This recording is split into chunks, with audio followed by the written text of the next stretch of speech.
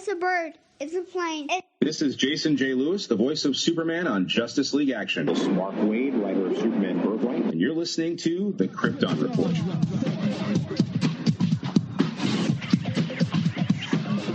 Welcome to The Krypton Report, the All Things Kryptonian podcast, where we talk about anything relating to Superman, Supergirl, Krypton, DC Comics, and TV, movies, video games, comics. I am your host, Tyler, the Superman of Blue, the Man of Tomorrow. All right, it's that time for the Krypton Report. Now, I'm just going to cut chase to it. I've been sick, and my voice is leaving me. And if you hear me dip off, it's because I'm coughing. And good thing is I don't have COVID. I've been tested several times. So I had to call upon the man of muscle, not Flex Mentallo. Oh, no. But James Cole. Welcome, James.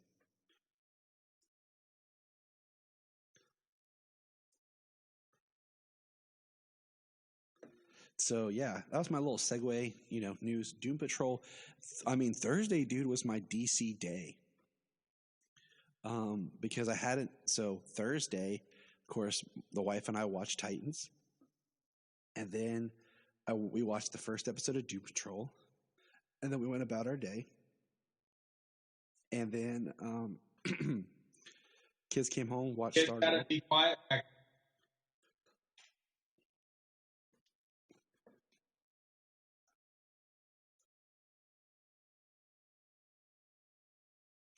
So my kids came home, watched Stargirl, and then at night watched the rest of Doom Patrol. So.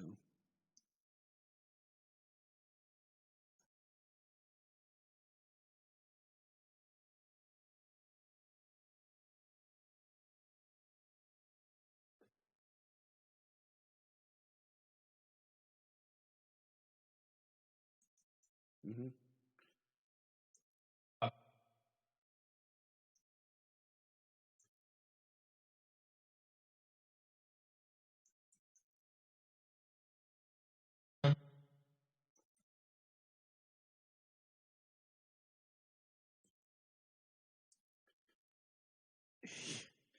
Yeah.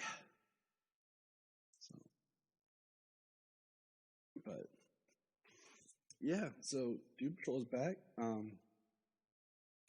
Stargirl is at its halfway point, where if they were doing a season break, and this is where it would be. It had an awesome fight in the last episode.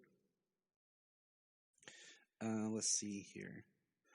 Any other real big newsworthy notes here?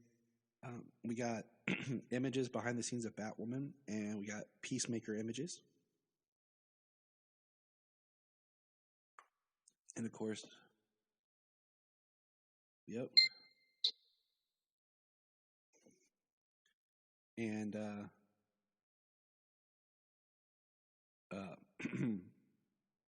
we found out that the score for Batgirl is being written by the composer. She did Loki. So that's cool. Mm-hmm. And let's see. I did, but I don't really remember the score. And usually I do. So.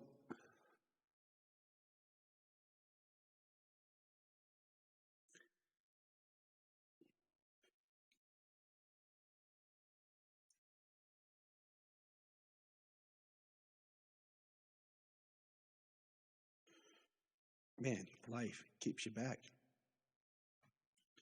So, if any listeners know anything from Batman on film, you'll know that they don't report rumors and stuff, and Jet's really, Bill Jet Rainey is really big on the truth, and he's already pointing out that there's, they haven't announced it yet, but it looks like The Batman has already been greenlit for a sequel. So I thought that was very interesting.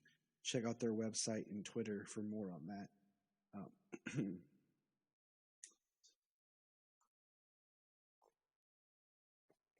And then the last thing is it looks that the Sasha Calle Supergirl is going to have her own HBO Max series instead of a movie.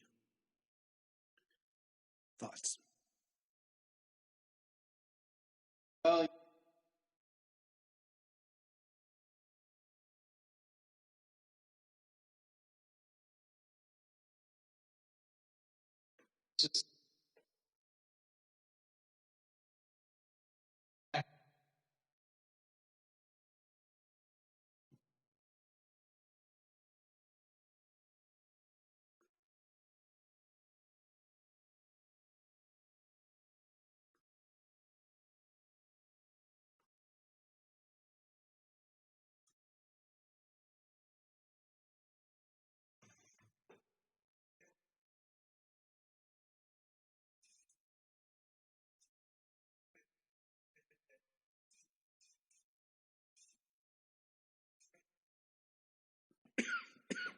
Yep.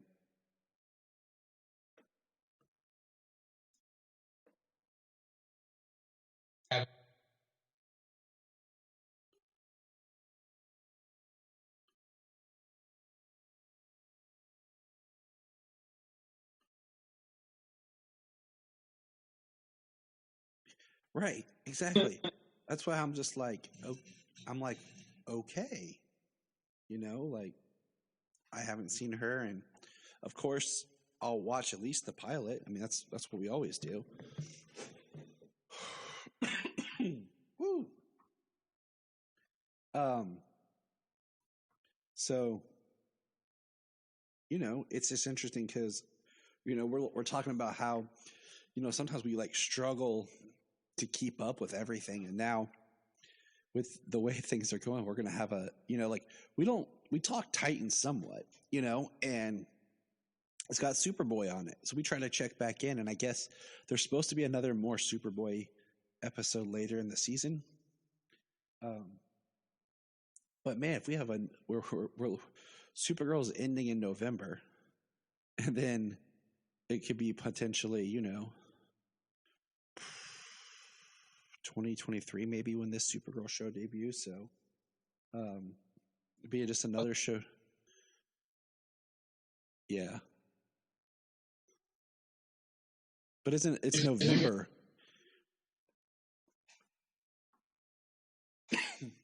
I mean, if it is, Flash. Well, Flash is coming out November 2023 or November 2022.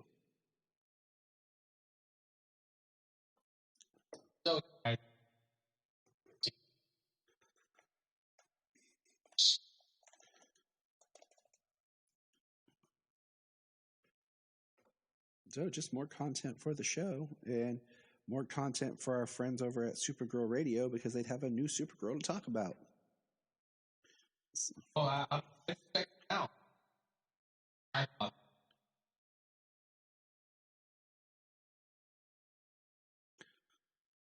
I mean, the other part of that rumor is that Michael Keaton's Batman might be on the show. So we'll see. We'll see. But all right, man, let's talk about Supergirl. We just had season 6, episode 12, Blind Spots. Yeah.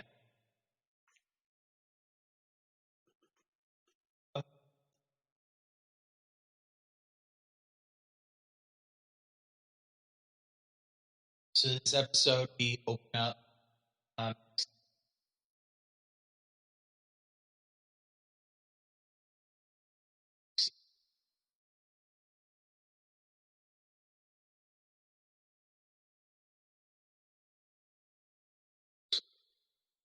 around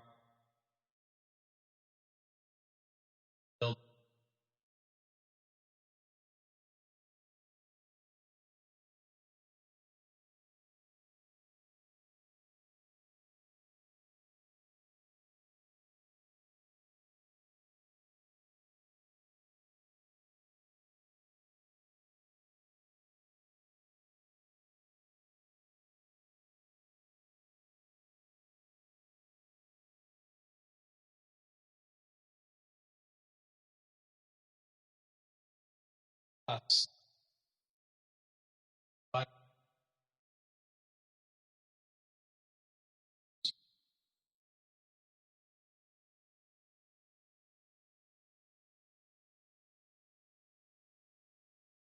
Us.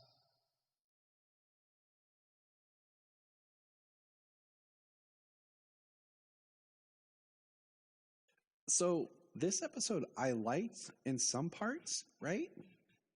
But in others I didn't because I liked the Kelly being like on the ground. Like and the way like yes, and her tactics reminds me a little bit of like Green Arrow in the Justice League animated series, Justice League Unlimited.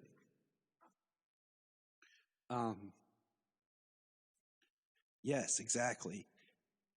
And I could see Kelly starting her own team of more ground level heroes. And I think that would be kind of cool.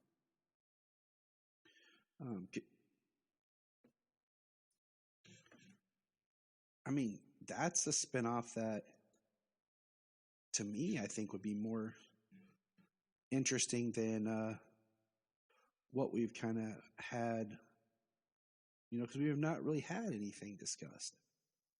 So, I don't know. What do you think? Good listeners.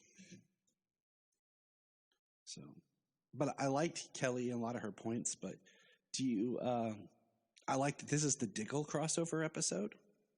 So I like seeing Diggle back. I like seeing Diggle kick butt.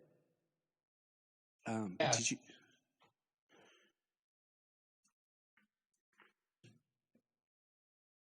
Everything else? Yeah. I mean, oh, dude, I was so Well, I pumped. didn't laugh. I haven't watched the Legends, and I want to. But that one, he's Bass Reeves, so that's pretty sweet. But the Batwoman one was pretty much a letdown.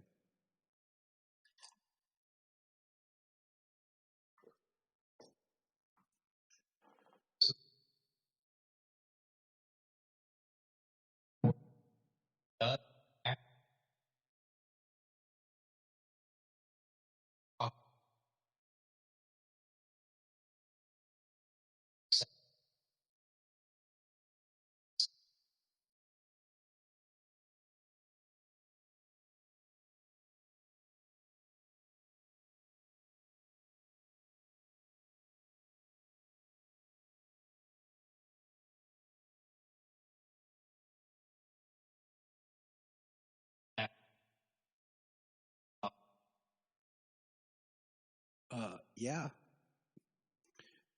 It's pretty nice. So, did you notice how this is the one episode where Diggle wasn't talking about the voices, and where you didn't kind of hear the voices in his head?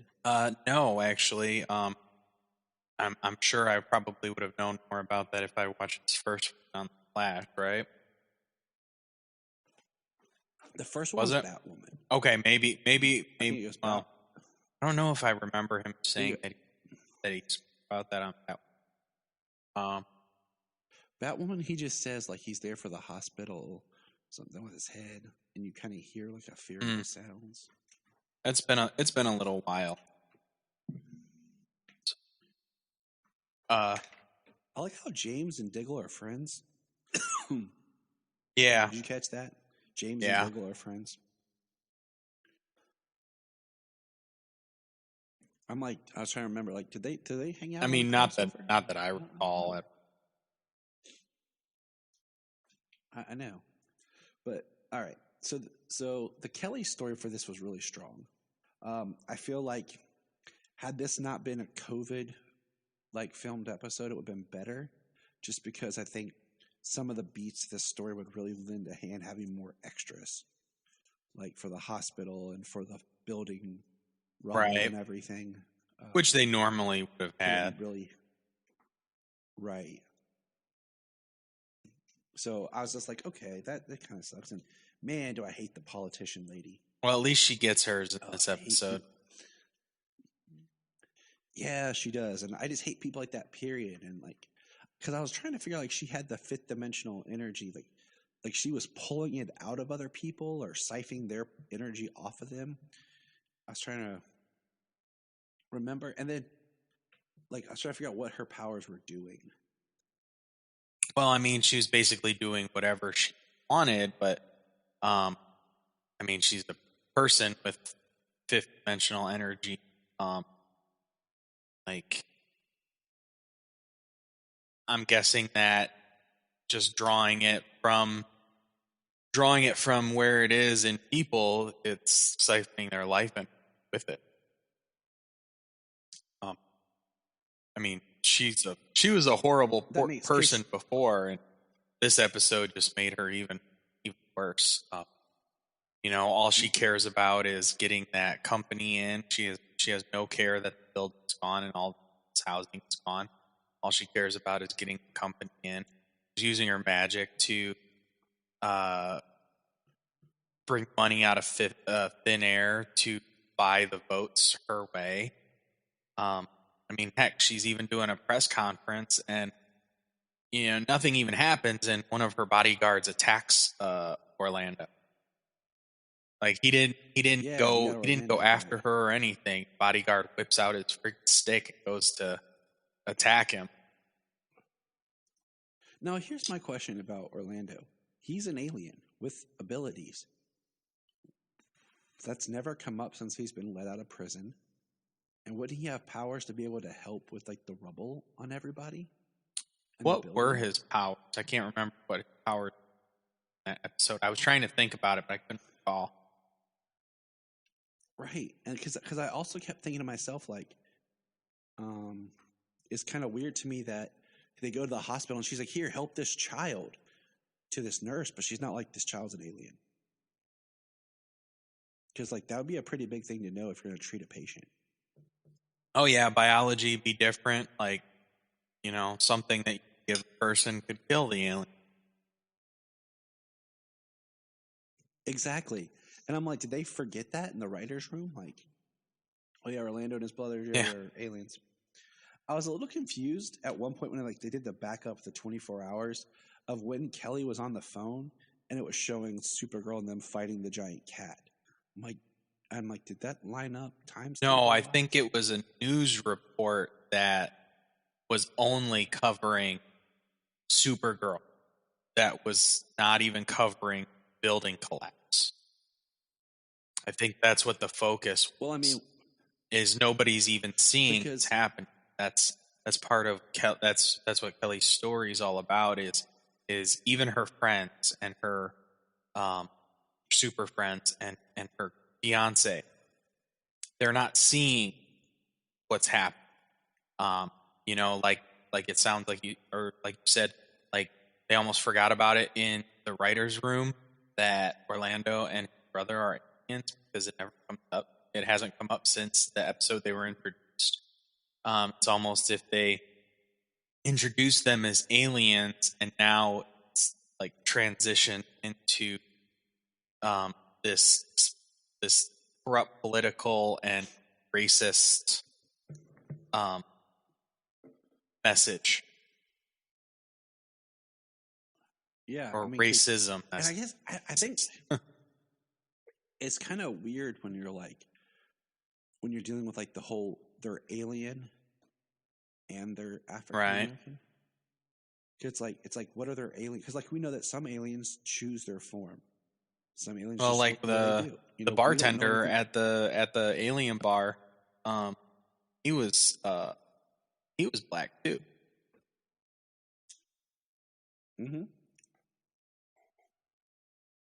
Because there's a whole thing about Jean saying that he chose this face and everything, and that's great story. But my thing is like when they deal with like it's like adding on, like it's not only racist but they're also alien. So, because I don't know, it's just kind of like different, I guess. I don't know. I'm trying to think of the words, but try not to cough too. So, well, trying to sift through Supergirl's message that they pushed each episode to get to the characters and the continuity and stuff. It almost seems like that's become a background part of the show. It's character story, the continuity. It's the second thing that they're worried about, or one of the last things they're worried about in the writer, getting the message across. I'm trying to remember. There's a term, and I'm going to kick myself. And I'm sorry, dear listeners, because it is late and I have been real sick. But it's like your defining characteristic. It's like the one characteristic or demographic about you that is always said first. For example, it's a crudish example, but like if you have two friends named Mike and one's white and one's black, sometimes you hear, "Oh, that's white Mike," you know, whatever. So my thought for bringing that up is Orlando's characteristic, his defining characteristic, he's African American, or is it he's an alien? Because I feel like through all this whole series, it's always like alien first, then whatever else comes under the bar. Yeah. So. It has been very. It has used the alien as that message, but now it's almost like bringing it down. Which makes me wonder, why didn't they just why not just make Orlando an alien instead of just making? How else are you going to get him out of prison though? But being a mishandle. Oh man, maybe he had skills, man. He was like Ant-Man, right? He's an engineer. Who knows? We could have figured something out in the writer's room. But so I mean, I really like Kelly's story, and I like that she tries to vent to James, and I feel like her guardian story is so much stronger than James's. I think so as well. I feel a real reason. James's just feels like all my friends are superheroes. I have to do something too. Yeah. Kelly's feels like it comes from a more organic place. And then we got the, I had a chuckle when she shows up and she's like, "I'm a friend of Kelly Olsen's." I'm like, really? You have a lot of the similar facial features from what I can tell from that mask. Yeah. She's just doing her own Batman voice. I'm like, wow, you wear makeup similar to Kelly and you have the same mole and your eyes. Yeah. Sure, you're a friend right. of Kelly Olsen's. You just go with it. Like, yeah, but okay. I hear you. You know what her real superpower was? What's that? Her hair? Her hair. Yeah. She puts that helmet on, she turns into Guardian, all of a sudden it's all braided.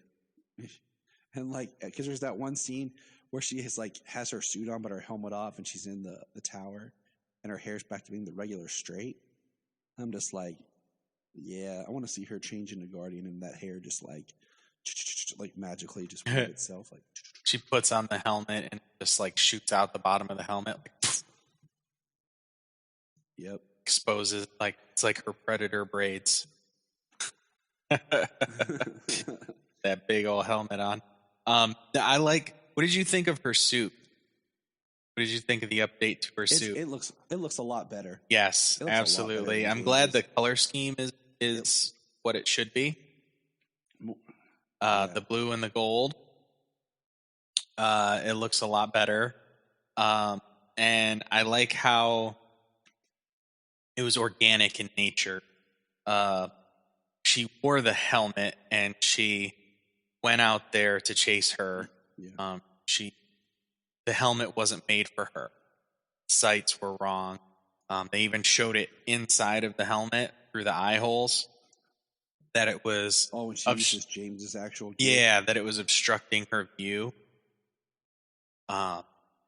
So, and then Brainy is basically, Michael Goff, Alfred, where he's already got a suit prepped and ready for her.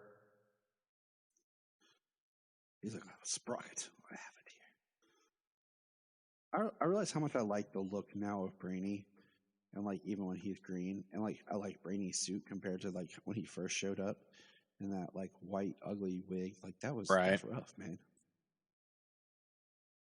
But I do think it's interesting, like how grounded the battle for Kelly as Guardian is, but yet the person that she's fighting has fifth dimensional powers. Like, not even superpowers, fifth dimensional powers. Like, her villain goes up a notch from a supervillain to, like, crazy. Yeah. The fifth dimension. it's a reality consciousness imagination. Yeah, it could be like there's a whole thing about like how Mixus Pickle. Don't say these words when you're sick, kids. Mixie is like the most powerful Superman antagonist. I'm like, yeah. Yeah. True Well, story, you bro. know, like Mixie can go up against like the biggest, baddest characters that they've ever fought against. Mixie can go head to head. Try I want to see Mixie Mixie fight go head to Darkseid. head with Darkseid. Like That's the movie I want to see. Zack Snyder's Mixus Pickle versus Darkseid. That would just be insane. Like It's like Mixie's fighting. You're like, am I on? Is this what being on drugs is like? And then the guy next to you is on drugs, just like, dude. right? I don't know if this is the movie or if this is something I took for them. Man, Has the movie started yet, bro? Because I don't know if anything's changed for me since I left the house. It's like, all right, man, chill. But yeah, it was a good episode. I liked it for the change of pace. I feel like I just hate that I feel like they're getting this is the kind of storyline I feel like we should have gotten sooner, and could have been something like I said that would have been a more interesting kind of spin-offish thing to have done. But you know, we're wrapping it Yeah. up right now. You know, I mean, going to this level for the final season. I think even with the COVID, you know, what they've had to with the workarounds they've had to do, I think that they've stepped up their production, you know, the quality of the episodes, special effects. There's some improvements made because it's the final season. I feel like they're finding their way to better. Like they saved their Yeah, budget. Early on. they're yeah. I think they're finding their way to hope they have. I hope they have a good plan in place, story wise.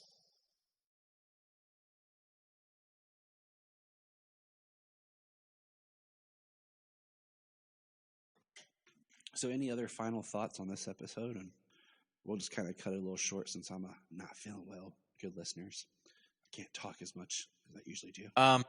No, it's I enjoyed this episode, and Kelly by far standout performance of the episode. It's all about her, and she brought her game. It's good. All the way to the end, you know, all the way to the very end. She's talking with Alex, and she just lays her head down on Alex's chest, on her arm. Oh yeah, just showing how she's overwhelmed. And you know, it was nice to see a character like a politician. if only it happened. If only it happened often. Yeah.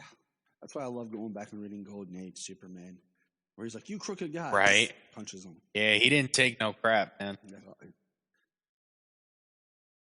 It's like even Action Comics, New 52, Action Comics #1, similar beat.